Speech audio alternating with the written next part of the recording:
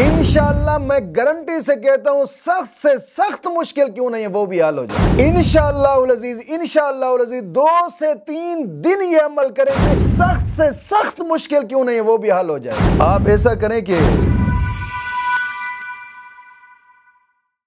سلام ہو ان آنکھوں پر جو بیدار رہتی ہیں، سلام ہو ان آنکھوں پر جو بہتی رہتی ہیں، سلام ہو ان محرابوں پر جو روشن اور منور ہیں، سلام ہو قطرہ قطرہ بن کر گرنے والے آنسوؤں پر، سلام ہو سوختہ دلوں سے نکلنے والی آہوں پر۔ الہی ہمیں بھی ان لوگوں میں شامل فرما جن کے روزے اور نمازیں تو نے قبول فرمائی ہیں اور جن کی برائیوں کو تو نے نیکیوں سے بدل دیا اور اپنی رحمت سے جنت میں داخل فرمایا اور ان کے مراتب بلند فرمائے۔ آمین آمین آمین یا رب العالمین۔ الحمدللہ رب العالمین والصلاة والسلام علی سید الانبیاء والمرسلین، اما بعد فاعوذ باللہ من الشیطان الرجیم، بسم اللہ الرحمن الرحیم، اہدنا الصراط المستقیم، صدق اللہ مولانا العظیم۔ روحانی پاورفل وظائف میں سے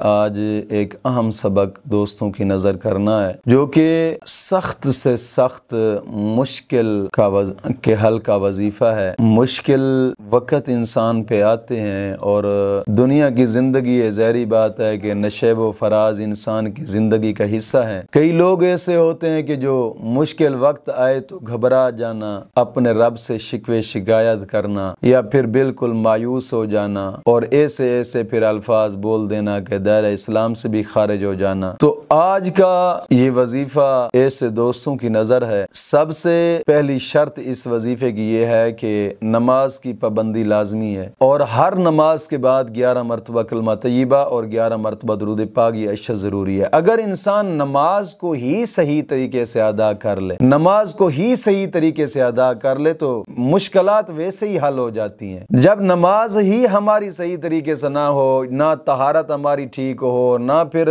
جناب نماز پڑھنے کا کوئی صحیح طریقہ ہمیں ہو، تو پھر ظاہری بات ہے کہ جب نماز ہی ٹھیک نہیں ہوگی تو پریشانیاں بڑھنی ہے۔ کوشش کریں کہ نماز کو صحیح طریقے ادا کریں اور ہر نماز کے بعد 11 مرتبہ کلمہ طیبہ اور 11 مرتبہ درود پاک یہ اشیاء ضروری ہے۔ اور دوسری شرط یہ ہے کہ اپنے تمام گناہوں سے توبہ نصوحہ کریں، تمام گناہوں سے توبہ اور آئندہ گناہ نہ کرنے کا ایک پختہ عزم کریں۔ کوشش کیا کریں کہ جمعرات جو بعد نماز مغرب اجتماع ہوتا ہے، اس اجتماع میں شمولیت اختیار کیا کریں، اجتماع میں لائیو اجتماعی دعا میں شمولیت اختیار کیا کریں اور جناب اجتماعی توبہ میں شمولیت اختیار کیا کریں۔ کوشش کیا کریں یارو، زندگی کے صرف 4 ہی دن ہیں جو گزر جانے ہیں، دین کے مطابق گزارو تب بھی گزر جائیں گے، دین کے جناب دین سے دور ہو کر گزاریں تب بھی گزر جائیں گے، کیوں نہ ہو کہ اس مختصر زندگی کو دین کے مطابق ہی گزار لیں۔ اور تیسری شرط یہ ہے کہ روزانہ کی بنا پہ کم از کم 2 رکوع قرآن پاک کی تلاوت کے لازمی کریں،